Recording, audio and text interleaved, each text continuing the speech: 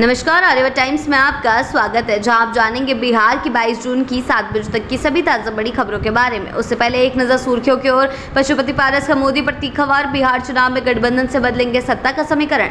चुनाव से पहले नीतीश का बड़ा दाव। दीदियों को सस्ता लोन, कर्मियों का मानदेय दोगुना। किरानी से कॉलेज मालिक तक का सफर कैसे। प्रशांत किशोर का दिलीप जायसवाल पर बड़ा हमला। थानेदार की कुर्सी पर रील बनाना पड़ा महंगा। देसी कट्टा के साथ 3 गिरफ्तार। पेंशन पर सियासी घमासान। पीके बोले हम देंगे 2000। तेजस्वी बोले नीतीश ने हमारी नकल की।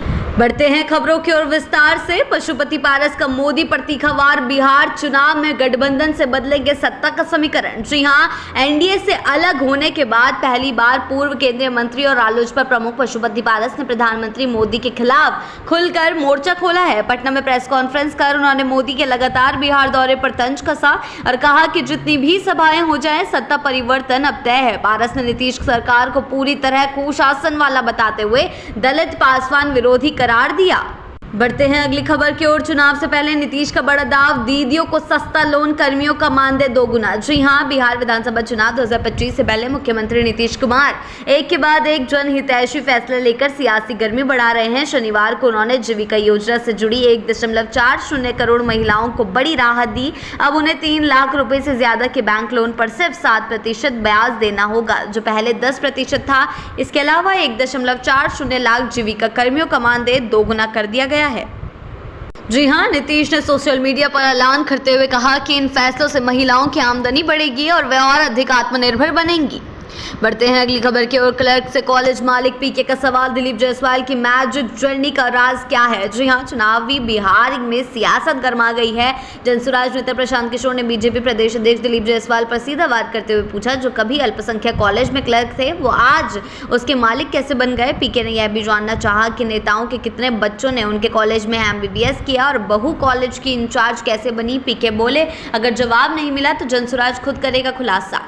बढ़ते हैं अगली खबर की ओर। थानेदार की कुर्सी पर रील बनाना पड़ा महंगा। देसी कट्टा के साथ 3 गिरफ्तार। जी हां, बिहार के बेगूसराय में रील के चक्कर में 3 युवकों की गिरफ्तारी हो गई। साहेबपुर कमाल थाने में थानेदार की कुर्सी पर बैठकर रौबदार अंदाज में वीडियो बनाकर सोशल मीडिया पर अपलोड करना एक युवक को भारी पड़ गया। वीडियो वायरल होते ही पुलिस हरकत में आई और रील बनाने वाले समय 3 युवकों को देसी कट्टा, गोली और 4 मोबाइल के साथ धर दबोचा। थाने के अंदर ऐसा स्टाइल वाला स्टंट अब सीधे जेल की राह दिखा रहा है।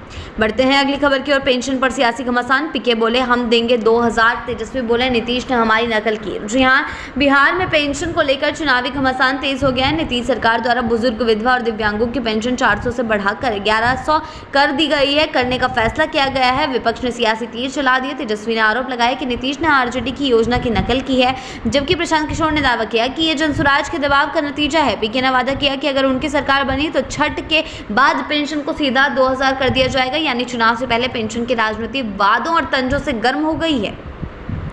बढ़ते हैं अगली खबर की ओर। अमित शाह का सस्पेंस गेम। CM कौन बनेगा, समय बताएगा। नीतीश की कुर्सी पर फिर सवाल। जी हां, बिहार चुनाव से पहले अमित शाह ने एक बार फिर मुख्यमंत्री पद को लेकर सस्पेंस की चिंगारी छेड़ दी है। उन्होंने कहा है कि बिहार का CM कौन होगा ये समय तय करेगा। हालांकि साथ ही यह भी जोड़ा कि चुनाव नीतीश कुमार के नेतृत्व में लड़ा जाएगा। इस 2 टूक मगर दुविधापूर्ण बयान ने रेडियो खेमे में की बेचैनी बढ़ा दी है, जो अभी तक 25 से 30 फिर से नीतीश के नारे के साथ मैदान में उतर रही है। शाह के ये बयान एनडीए की रणनीति में छिपे पत्तों की ओर इशारा कर रहे हैं। बढ़ते हैं अगली खबर की ओर। डोमिसाइल की राजनीति में तेजस्वी बाप निकले। लालू के 80% से आगे अब 100% बिहारियों को नौकरी का वादा। जी हां, बिहार चुनाव 2025 की गर्मी बढ़ती जा रही है और इस बार तेजस्वी यादव ने अपने पिता लालू यादव को भी पीछे छोड़ दिया है। जहां लालू ने कभी 80% डोमिसाइल कोटे की मांग की थी, वहीं तेजस्वी ने सीधा 100% सरकारी नौकरी बिहार वासियों के लिए आरक्षित करने का वादा किया है। नौकरी फॉर्म की परीक्षा में आने जाने का खर्चा मुफ्त और अब पूरी नौकरियां पर बिहार का हक। तेजस्वी का ये मास्टर स्ट्रोक न सिर्फ युवाओं को लुभा रहा है, बल्कि डोमिसाइल पॉलिटिक्स में उन्हें लालू से 20 कदम आगे खड़ा कर रहा है। बढ़ते हैं अगली खबर की ओर। धमकी देने वाला निकला अपना ही। उपेंद्र कुशवाहा को मारने की धमकी देने वाला पार्टी का पूर्व कार्यकर्ता निकला। जी हां, राजनीति में विरोधियों से खतरा तो समझ आता है, लेकिन जब धमकी अपने ही घर से मिले तो चौंकाने लाजमी है। जी हां, उपेंद्र कुशवाहा को गैंगस्टर लॉरेंस बिश्नोई के नाम से धमकी देने वाला कोई माफिया नहीं, बल्कि उनकी ही पार्टी में पहले काम कर चुका राकेश कुमार निकला। पटना पुलिस ने 48 घंटे के अंदर आरोपी को दबोच लिया। सिवान निवासी राकेश कुशवाहा के एक बयान से नाराज था और उसी गुस्से में उसने जान से मारने की धमकी दे नजर डाली। हालांकि जांच में उसका लॉरेंस बिश्नोई से कोई असली कनेक्शन नहीं मिला। राजनीति में अब सवाल यह है कि घर के भेदी लंका कब तक ढाते रहेंगे। बढ़ते हैं अगली खबर की ओर। बाढ़ से पहले ही डूबे अफसर। नालंदा जहानाबाद में तटबंध क्षतिग्रस्त, 7 इंजीनियर सस्पेंड। जी हां, बिहार में बाढ़ से पहले ही प्रशासन में हलचल मच गई है। नालंदा और जहानाबाद में 6 जगह तटबंध टूटने की खबर के बाद जल संसाधन विभाग ने एक कार्यपालक अभियंता और 6 जूनियर इंजीनियरों को निलंबित कर दिया है। मंत्री विजय कुमार चौधरी ने साफ किया कि लापरवाही और विभागीय निर्देशों की अनदेखी के चलते ये कड़ी कार्रवाई की गई है। फल्गु नदी के बढ़ते जलस्तर और नेपाल झारखंड में भारी बारिश के कारण हालात बिगड़ रहे हैं। कई गाँवों में पानी घुस चुका है। एनडीआरएफ की 2 टीमें तैनात हैं। सवाल यह है कि जब चेतावनी पहले से थी तो तटबंधों की मरम्मत क्यों नहीं हुई। बढ़ते हैं अगली खबर की ओर। नीरज कुमार का तंज। तेजस्वी बेचे लालू राबड़ी की संपत्ति, चलाएं लालू पेंशन। जी हां, जेडीयू नेता नीरज कुमार ने तेजस्वी यादव पर जोरदार हमला बोलते हुए कहा है कि मुख्यमंत्री नीतीश कुमार ने न्याय के साथ विकास की नीति के तहत समाज के हर वर्ग को लाभ पहुंचाया है। उन्होंने तंज कसते हुए कहा कि तेजस्वी को अपने परिवार की संपत्ति बेचकर लालू पेंशन योजना शुरू करनी चाहिए। यह बयान स्पष्ट तौर पर बिहार की सियासत में पेंशन योजना को लेकर गरमाए माहौल और आरोप प्रत्यारोप की नई कड़ी को जोड़ता है। बढ़ते हैं अगली खबर की ओर। बिहार की लीची ने उड़ान भरी। दरभंगा से 250 टन लीची देश भर में भेजी गई, 108% की बढ़त। जी हां, बिहार की मिठास अब देश के हर कोने तक पहुंच रही है। मिथिला की प्रसिद्ध लीची ने 2025 में नया रिकॉर्ड बनाते हुए दरभंगा एयरपोर्ट से अब तक 250 टन से अधिक लीची मुंबई, दिल्ली, हैदराबाद और बेंगलुरु जैसे महानगरों तक भेजी गई है। यह आंकड़ा साल की तुलना में 108% ज्यादा था। पिछले साल की तुलना में 108% ज्यादा है। इंडिगो, स्पाइस जेट और आकाशा एयरलाइंस के बेहतर तालमेल से इस काम को बखूबी अंजाम दिया गया। बढ़ते हैं अगली खबर की ओर। बाढ़ का मौसम, बंद पुल और लंबी दूरी की चुनौती। जी हां, मानसून के दस्तक के साथ ही एक बार फिर गंगा का उफान लोगों की मुश्किलें बढ़ाने आ गया है। 25 जून से महुली गंगा घाट का पीपा पुल खोलने का आदेश जारी हो चुका है, जिससे बिहार और यूपी के बीच सीधा संपर्क टूट जाएगा। बढ़हरा प्रखंड के हजारों ग्रामीण अब या तो नाव के सहारे जोखिम उठाएंगे या 100 किलोमीटर से ज्यादा की दूरी तय कर जिला मुख्यालय पहुंचेंगे। बढ़हरा प्रखंड के हजारों ग्रामीण अब या तो नाव के सहारे जोखिम उठाएंगे या 100 किलोमीटर से ज्यादा की दूरी तय कर जिला मुख्यालय पहुंचेंगे।